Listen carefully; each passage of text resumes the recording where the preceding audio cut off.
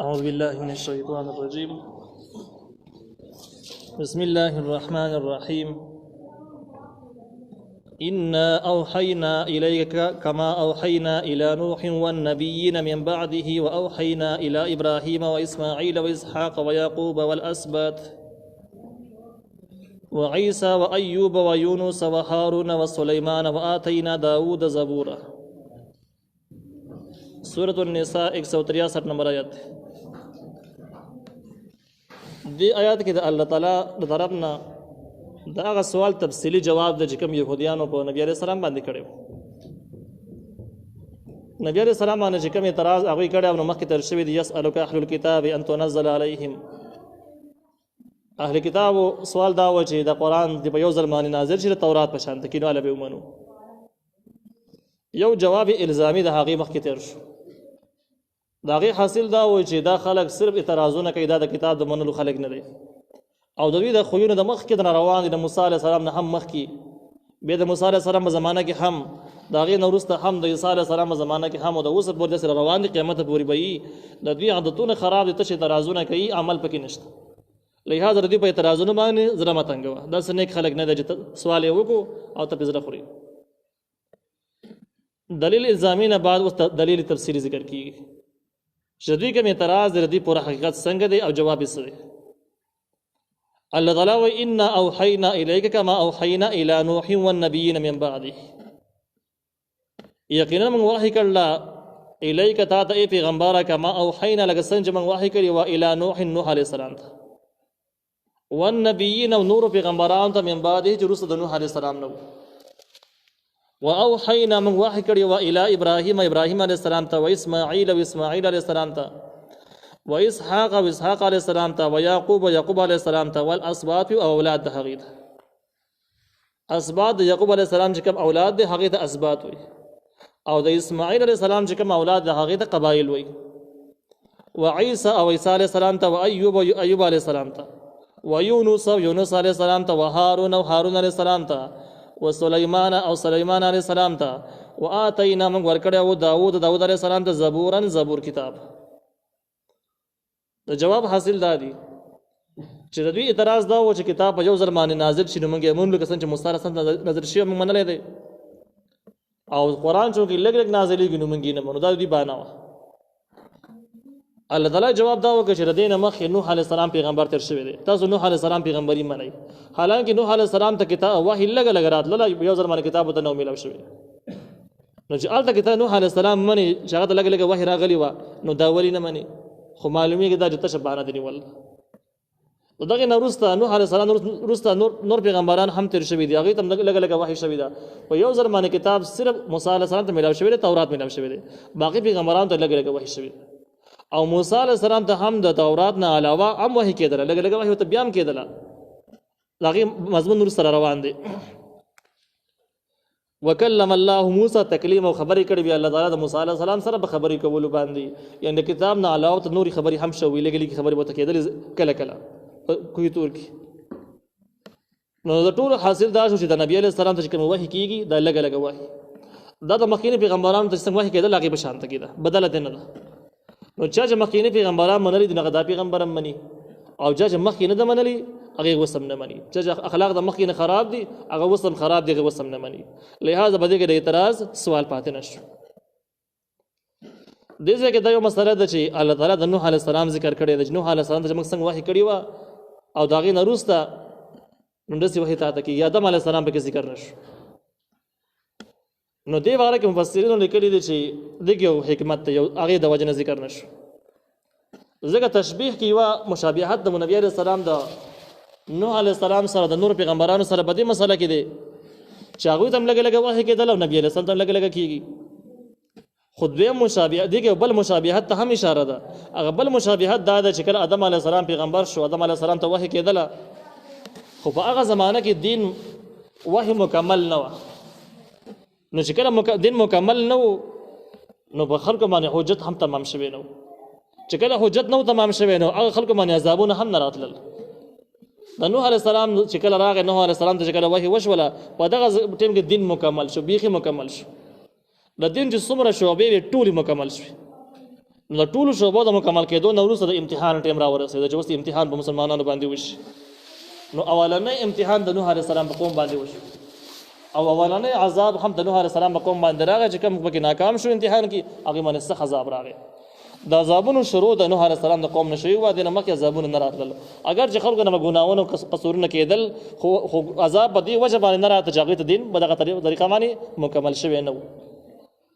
بیا د نوح علیه السلام نه راواله د دې زمانې پورې دین مکمل راوچلېدو. چې مکمل راوچلېده نو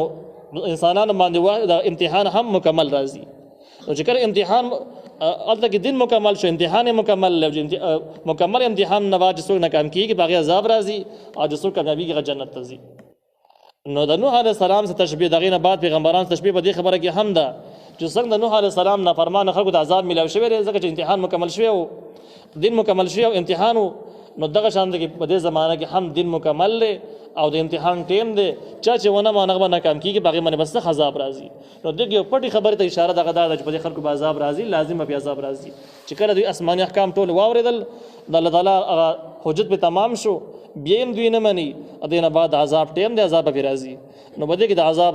خبرداری هم شو. ورسولا او ډېر پیغمبران دي قد قصصناهم علیک چې موږ بیان کړل د هغوی علیک تا ته ای پیغمبره. مخکې په مکي سورتونو کې د هغې ذکر ځای په ځای تېر شوی دی من قبل د دې نه مخکې. ورسولا او ډېر پیغمبران دي لم نقصصهم علیک چې موږ بیان نه دی کړی د هغوی تا ته ای پیغمبره. یو نو ډېر پیغمبران داسې هم نبي علیه السلام ته د هغې تفصیلي علم نشته، د هغې نومونه د هغې معلومات نبي علیه السلام ته نه و. د دې نه دا هم معلومېږي چې نبي علیه السلام علم کلي علم نه و، په هر څه باندې نه و، لکه څنګه چې د الله تعالی علم دی، لکه څنګه چې د بعضې ملحدینو رای ده. نو نبي علیه السلام ته ډېرو پیغمبرانو علم اړولی و نو هغې علم ورته نه و چې دا څوک و، څه نومونه او په کومه ځایونو کې تېر شوي دي، دا پته ورته نه وه. لم نقصصهم علیک چې موږ بیان نه دی کړی د هغې علیک په تا باندې پیغمبره. او دغه ټول ته وحي شوي ده او دغه وحي لږه لږه شوي ده، لهذا د هغې وحي د نبي علیه السلام وحي کې فرق نشته. وکلم الله موسی تکلیما او خبرې کړي الله تعالی د موسی علیه السلام سره به خبرې کولو باندې. دا بل جواب شو چې موسی علیه السلام تورات کته یادې نو موسی علیه السلام ته د دې نه علاوه د نوره وحي هم شوي ده، هغه هم لږه لږه کېدله، په یو ځل باندې نه وه. نو دا اعتراض مکمل ختم شو چې موږ به اله د کتاب منو چې دا په یو ځل باندې نازل شي، ځکه یو ځل باندې نازلېدل پکې نشته دی. صرف موسی علیه السلام ته یو کتاب میلاو شوی دی خو بیا ورته هم نوره وحي کېدله، او دې نه علاوه چې څومره پیغمبران مخکې تېر شوي ټولو ته لږه لږه وحي کېدله. رسل مبشرین موږ لېږلي د ډېر پیغمبران چې هغه زیری ورکوونکي و منذرین او یره ورکوونکي و لئلا یکون للناس علی الله حجة دې دپاره چې پاتې نشي د خلکو دپاره په الله تعالی باندې حجة هېڅ عذر. حجت دلته کې په معنا د عذر سره د بانې سره دی. دا د پیغمبرانو د رالېږلو یو حکمت دی چې پیغمبرانو د راتللو یو حکمت دا دی چې د خلکو عذر او بانه بیا پاتې نه شي چې موږ ته پته نه وه چې دین داسې دی او شریعت داسې دی، موږ پې عمل ځکه نه و کړی چې موږ ته معلومات نه خبر نه و چې دا بانه د الله تعالی مخکې بیا پاتې نه شي. نو چې کله بانه ختم شي پیغمبر راشي بانه ختم شي حجت تمام شي دین مکمل شي نو په هغه ټیم کې بیا د الله تعالی عذابونه هم را شروع شي او کوم خلک چې به کامیاب شي د هغې دپاره بشارتونه را شروع شي بعد الرسل وروسته د پیغمبرانو. نو دغه شان نبی علیه السلام هم دې دپاره راغلی دی چې د خلکو دپاره بیا عذر او بانه پاتې نه شي چې موږ ته آسماني کتاب نه و راغلی، موږ د آسماني شریعت علم نه و، مخکیني کتابونه تحریف شوي بدل شوي وو، لهذا موږ په شریعت باندې عمل نه شو کولی چې دا بانه بیخي ختمه شي. وکان الله عزیزا حکیما او دی الله تعالی غالب او حکمت والا. لكن الله يشهد بما انزل اليك لیکن الله تعالی گواہی کوي بما په هغه څه باندې انزل چې نازل کړی دی الیک تا ته پیغمبره. کم کتاب چې نبی رسول ته نازل کړی دی هغې باندې گواہی کوي. انزله بعلمه چې دی نازل کړی په خپل علم کې. والملائکة فرشتي هم گواہی کوي، یشهدون گواہی کوي. وکفا بالله شهیدا او کافي دی الله تعالی به گواه کوي. د دې آیات شان نزول داسې دی چې د اهل کتاب یوه ډله راغله د یهودیانو عالمان، نبی علیه السلام سره ملاقات وشو. نبی علیه السلام د قرآن سورتونه ته مخې ته کېښودل او ورته یې وویل دې سورتونو ته وګورئ چې په دې کوم مضمون پروت دی. بیا ما ته ښکته پورته وګورئ چې زه د نبی علیه السلام زه د آخر زمانې پیغمبر یم او که یم، ستاسو په کتابونو کې زما پیشنګویي شته او که نشته دی. دا خلک بیخي منکر شو، ویل په آسماني کتابونو کې ورستا هېڅ ذکر نشته، ته پکې نه یې. د دې د انکار نه وروسته الله تعالی د آیاتونه نازل کړل او نبی علیہ السلام ته مکمله تسری د جستا په پیغمبري باندې او ستا په کتاب باندې چې قرآن دی الله تعالی په گواه دی چې د صحیح کتاب د پیغمبري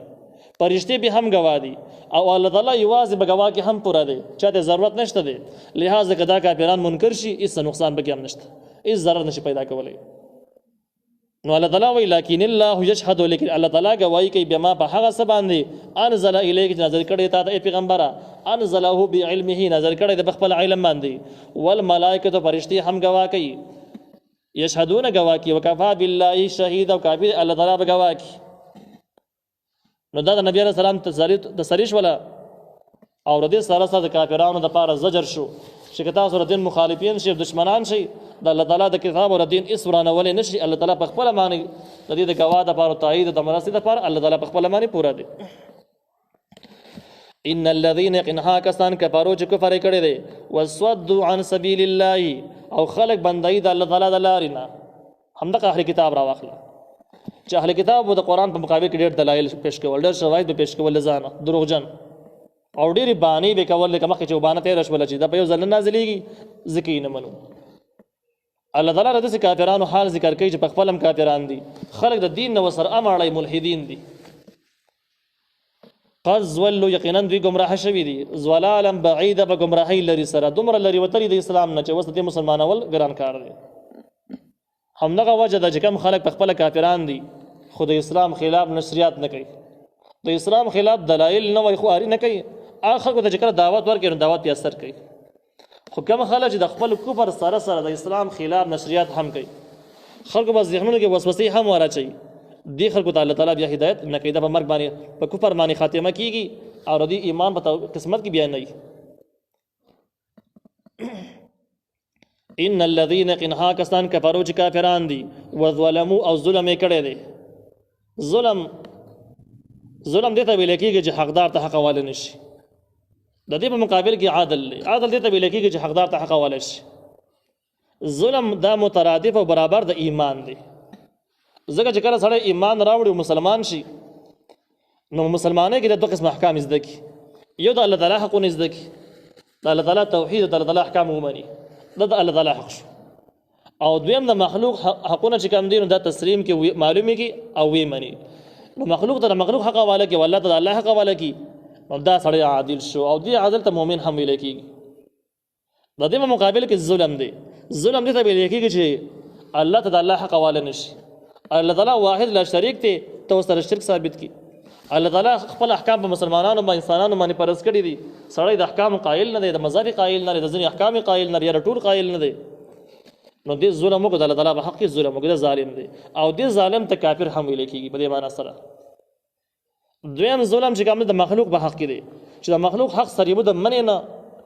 یی که منې نه ورکې نه عمل کوي نه نو دا هم ظلم دی نو دا ظلم بیا د عدل خلاف شو الله تعالی وی هغه کسان چې کفر کړل او ظلم کړل کفر او ظلم تقریبا د دوړ یو شی دی لم يكن الله نر الله تعالی ليغفر لهم چې بخنه وکړي دوی ته ولا ليهديهم طريقا او نه به وخی دوی ته لاره الا طريق جهنم مغلار د جهنم به ورته وخی خالدین فيها چې همیشه به بده کې ابدا د همیشه د پاره نو د دې معلومه شو چې یو قسم خلک په دنیا کې موجود دي چې هغه الله تعالی هدایت بالکل نه کوي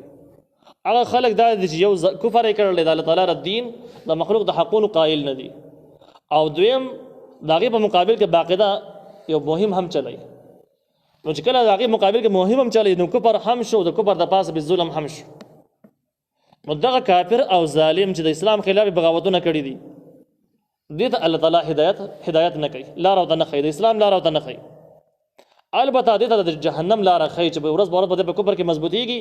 او د اسلام په مقابل کې به نوې دلایل پیدا کوي نوې وسوسې به د شیطان بڑے کې ورچي او نوې خبرې به زده کوي د اسلام په مقابل کې دغه په وجه باندې الله تعالی جهنم ته ولېږي او دغه جهنم کې خالدین فیها همیشه به بده کې ابدا د همیشه د پاره دا ابدا د خالدین د پاره تاکید د خالدین او د ابدا دوه یو معنی ده همیشه نو دا تاکید شو بده معنا سره چې جهنم نه بده راوته به هم نشي مړکیږي به هم نو د جهنم اور به ختميږي هم نو بس مستقیل به کې پروتي وکانه ذلك علی الله یسیره او دې دسی عذاب ورکول کافرانو ته په الله باندې آسان انسانانو ته ګران دي سړی به سوچ کې داسې اور به څنګه اور چې مستقل بلیږي مرینو هغې دپاره لرګي را برابرول او مستقل بلول دا خو ګران کار معلومیږي نو دا خبرې د الله تعالی په حق کې نشته وکانه ذلک او دغه کار چې کافران مستقل جهنم ته واچي مستقل پکې پراته علی الله یسیرا په الله ډېر آسان دی مخلوق یې نشي الله یې شي بس دی